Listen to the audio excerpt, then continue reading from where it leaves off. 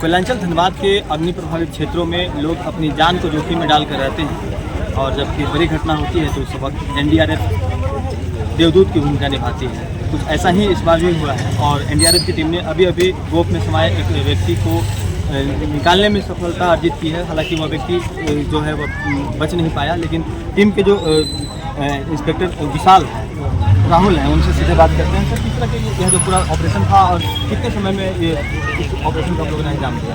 क्योंकि सबसे पहले आप लोग को पता है कि झरिया लोकेशन जो यहाँ का टोपोग्राफी पिक्चर है वो किस तरह से यहाँ पे आप लोगों के लिए भी चैलेंजिंग है, या फिर अगर हम बात करें आज के ऑपरेशन को तो हमें क्या क्या चैलेंजिंग भूमिका अदा करनी पड़ी, क्या क्या हमें मुश्किलों का सामना कर लिया। आप लोगों ने भी आपने एक आइडिया लगा लिया था, बट ये चीज़ों से इसलिए मुश्किल वाला था क्योंकि एक तो कॉम्पैक्ट जोन था, वहाँ पर कॉन्टैक्ट था और हिट था, और जो टेक्निकल विभाग आई थी बीसीसी की, उनके द्वारा ये बताया कि एटमोस्फेयर में उसके आसपास में कार्बन मोनोऑक्साइड की उपस्थिति है, लेकिन ऊपर में चूँकि एटमोस्फेरिक था तो वैसा इफेक्ट नहीं कर रहा था। बट जब उन्होंने अपना इक्विपमेंट को नीचे डाला तो वहाँ पर काफ़ी हिट भी था और कार्बन मोनोऑक्साइड की उपस्थिति थी। तो कब आप लोग वहाँ से रांची से चले थे और कुल कितने समय का जो ये रेस्क्यू ऑपरेशन था और अंततः जो सफलता मिली तो कितने टीम को मिली? हम लोग आज अर्ली मॉर्निंग 3 बजे आरआरसी रांची से यहाँ के लिए मूव किए थे। यहाँ पहुँचने के बाद तकरीबन 2 से ढाई घंटा अच्छा खासा बारिश वो एक रुकावट हुआ थोड़ी देर में। फिर हम लोग वहाँ मौके पर पहुँचे, जो घटनास्थल है वहाँ पर जब हम लोगों ने जायज़ा लिया तो हम लोगों ने वो सारी जो मैंने आपको बताया कि जो मुश्किलें थी उस मुश्किलों को हमने एक इम्प्रोवाइज मेथड यहाँ पे किया। एक सरिया था तो हमने उस सरिया को यू शेप में बना कर जैसे कि हम उसको हुक के रूप में फंसा के बॉडी को खींच सकते हैं। तो ये सुनने में आसान लग रहा है बट उसके आसपास जाने में काफ़ी हिट और वेपर का सिचुएशन मतलब हमें सामने करना पड़ रहा था, बट अल्टीमेटली चलिए। तो कहीं ना कहीं जिस तरह से एनडीआरएफ की टीम लगातार मुश्किलों में देवदूत की भूमिका निभाती है, इस बार भी निभाई है, लेकिन दुख की बात यह है कि उस व्यक्ति को बचाया नहीं जा सका। नाम सामने देखिए कि यह जो पूरा अग्नि प्रभावित क्षेत्र है झरिया का, घनुआडी ओपी, इससे पहले भी एक बार तो ओपी की जो पूरा ओपी ही इसके जद में आ गया था। और अगर 6 साल पूर्व की घटना पर गौर फरमाएं तो यहाँ पर जो घटना घटी थी एक पिता पुत्र दोनों ही इस गोप में समा गए थे और उस घटना के बाद से तो ऐसा लग रहा था कि एनडीआरएफ की टीम को इस बार भी सफलता नहीं मिलेगी, लेकिन इस बार ऐसा नहीं हुआ और परिवार के जो लोग हैं वो कहीं ना कहीं इंतज़ार कर रहे थे कि कुछ अच्छी खबर मिली। तो जो सामने है उस परिवार से जुड़े हुए लोग हैं, उसके पिता हैं, क्या हुआ था घटना और अभी क्या जानकारी मिला है? बॉडी नहीं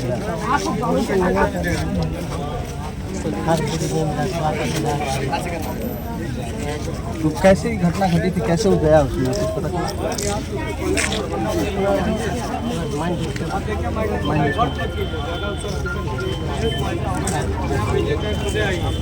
नशे की? अब क्या बीसीसीएल प्रबंधन से कुछ आप लोग मुआवजे की मांग करेंगे? हाँ, जो बीसीसीएल प्रबंधक से उचित मुआवजा होगा वो उसी का मांग करेंगे, उसके बाद हम लोग सब उठाएंगे। हाँ। क्या हुआ आपको जो था कौन? मेरे चाचा थे। हाँ। क्या नाम आपका? मेरा नाम सुमित कुमार चौहान, परमेश्वर चौहान। तो जो स्थिति है वो आप देखें, परिवार वाले चाहते हैं कि कुछ मुआवजा मिले ताकि यह जो घटना है इस तरह की घटनाओं में कहीं ना कहीं बीसीसीएल की जवाबदेही बनती है, खासकर जब अग्नि प्रभावित क्षेत्र में किसी विस्थापित की अगर कैजुअलिटी होती है तो इस परिस्थिति में लोगों का भी कहीं ना कहीं आक्रोश जो है वह दिखता है। लेकिन यहाँ पर काफ़ी शांतिपूर्ण तरीके से पूरे ऑपरेशन को अंजाम दिया गया और सबसे बड़ी बात यह है कि इस तरह की घटनाएं जब होती हैं तो या अब किस तरह का डिमांड होगा? सबसे दुर्भाग्य का बात है, कल रात को भी हम लोगों ने आने का काम किया था और इस बॉडी को देखा था। बीसीसीएल मैनेजमेंट अभी 15 मिनट पहले जब तक 100 नहीं मिला था तब तक मानने को तैयार नहीं था कि उसमें कोई लाश है, उसमें कोई आदमी है। सीओ साहब की तत्परता से एनडीआरएफ आया और इस बॉडी को वहाँ से रिकवर किया गया। तो रिकवर कर किया गया तो विश्वकर्मा प्रोजेक्ट में अभी आज से कुछ दिन पहले आपने देखा हुआ कि महिला जमीन दो हुई थी तो उसमें मुआवजा मिला था। उसी टाइप का इस गरीब को मुआवजा मिला जिससे इसके बूढ़े पिताजी और भाई बहन का लालन पालन और गुजारा हो सके। कितने परिवार के सदस्य हैं इनके जो इन पर आश्रित थे? भाई हैं, 2 बहन और एक बुजुर्ग बाप। बिल्कुल, तो जो जिनकी कैजुअलिटी हुई है उस परिवार में अब मुआवजे की मांग की जा रही है, और जो स्थानीय मजदूर नेता है उनके तरफ से भी यह मांग की जा रही है। तो जिस तरह की घटनाएं यहाँ पर देखने को मिलती है, अमूमन इससे पहले जब एक घटना घटी थी, महिला के जो परिजन थे उन्हें मुआवजा दिया गया था, तो अब एक बार फिर से इस बात की भी डिमांड होने लगी है कि शव को तभी उठाने दिया जाएगा जब पर्याप्त मुआवजा जो है वो जब बीसीसीएल प्रबंधन इन्हें देगी। लेकिन आपको बता दें कि बीसीसीएल के इलाके में जो भी अपने प्रभावित क्षेत्र हैं, यहाँ पर विस्थापन एक बड़ी समस्या है। बार बार सर्वे होता है, टीम बनती है, और झरिया एक्शन प्लान जो है वो काम करता हुआ कहा जाता है कि दिख रहा है, लेकिन यह जो झरिया एक्शन प्लान है कब मूर्त रूप लेगा और तमाम जो विस्थापित होने वाले लोग हैं उन्हें कब वहाँ पर जाकर के पुनर्वासित किया जाएगा, यह एक यक्ष प्रश्न बना हुआ है। बेलगरिया एवं कई जगहों पर टाउनशिप बनाई गई है, लेकिन जब तक यहाँ के जो लोग हैं जो यहाँ पर जान हथेली पर डाल कर रह रहे हैं उन्हें बेहतर आवासीय सुविधा वहाँ पर नहीं दी जाएगी, साथ ही रोजगार की सुविधा नहीं दी जाएगी, तब तक लोग यहाँ से खाली करने वाले नहीं हैं। लोग इसी तरह तिल तिल कर मरते रहेंगे और इस तरह की घटनाएं जो हैं वो लगातार होती रहेंगी। और अगर बात करें बीसीसीएल प्रबंधन की, तो वो इन तमाम घटनाओं पर पर्दा डालने की कोशिश में थी। सबसे पहला चीज़ तो जो घटना थी उसको रिकवर करना था, तो एनडीआरएफ की टीम के द्वारा उसमें काफ़ी प्रयास किया गया।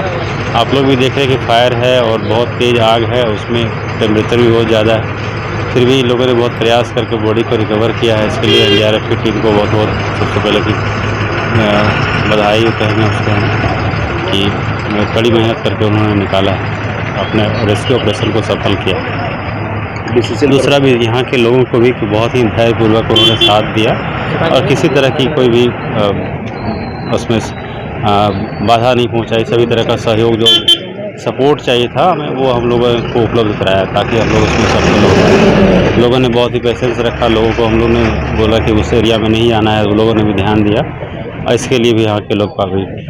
आपको कब जानकारी मिली इसकी और कब से यहाँ पर मुफ्त राहत कार्य करवाया गया? कल से ही हम यहाँ पे हैं और कल शाम से ही है और माइंस रेस्क्यू की टीम भी हम बुलाए थे कल यहाँ पे। माइंस रेस्क्यू की टीम आई थी यहाँ पे और उन्होंने ऑपरेशन करने से बताया था कि हम ऑपरेशन करने में सक्षम इसमें नहीं हैं और उन लोगों ने कल नहीं कर पाया। फिर हम लोगों ने सोचा कि एनडीआरएफ को हम लोग इसमें बुलाते हैं और एनडीआरएफ और माइंस रेस्क्यू दोनों का कोऑर्डिनेशन से और यहाँ के सभी लोगों के सहयोग से ऑपरेशन से। बीसीसीएल प्रबंधन से किस प्रकार का सहायता मिला? बीसीसीएल प्रबंधन से जो सपोर्ट मिलना चाहिए था उस हद तक तो कहेंगे कि नहीं मिल पाई है। उनको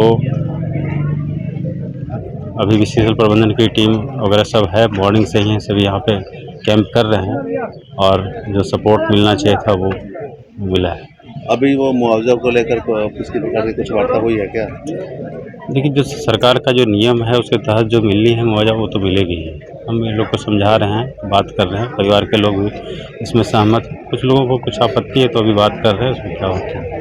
लगातार मुखर होकर आप लोगों की बातों को भी रखते हैं, कार्रवाई भी करते हैं। कुछ अब आपके इलाकों में अवैध खनन भी हुए, अपने हाल जल कार्रवाई भी की है, लेकिन फिर भी अवैध खनन बंद नहीं हुए। उसको लेकर क्या आप रणनीति बनाया, आप कार्रवाई अब आए तो यहाँ पर क्या कुछ देखा और अभी क्या स्थिति है? जैसे हम लोग को जो सूचना मिली थी कल रात को मिली थी 10:30 के आसपास कि फायर ट्रैक है, उसमें क्या है हीट प्रोन था काफ़ी, और जो टेक्निकल विंग थे बीसीसीएल के उनके द्वारा यहाँ एटमॉस्फेयर में कार्बन मोनोऑक्साइड का भी उपस्थिति था और साथ ही साथ जो हीट का जो हीट वेव था और जो वेपर बन रहा था, तो ये सब कुछ हमें मुश्किलों का सामना करना पड़ा।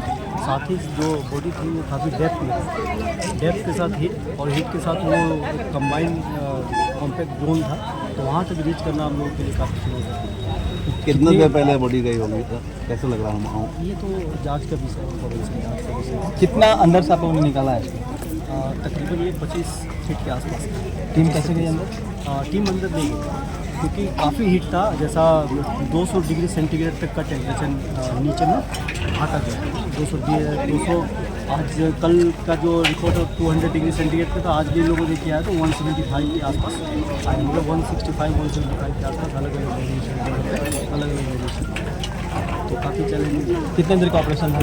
ये तकरीबन 3 घंटे का ऑपरेशन है। ऐसे तो हम लोग अर्ली मॉर्निंग 3 बजे अपने RRC रांची से किए थे यहाँ के लिए, फिर यहाँ जैसा आप लोग को पता है हम लोग यहाँ पे आए साइड पे गए लोकेशन देखे उसी हिसाब से अपना प्लान तय किए और बीच में बारिश हो गई थी तो वो थोड़ा सा रुका हो गया। कितने लोग थे टोटल टीम में? टोटल 15 सदस्यीय टीम है। नेतृत्व कौन कर रहा है? मैं भी inspector Rahul Kumar Singh, line battalion. सहयोगी सचिन के साथ राजकुमार जायसवाल, न्यूज़ 22 स्पोर्ट धनबाद।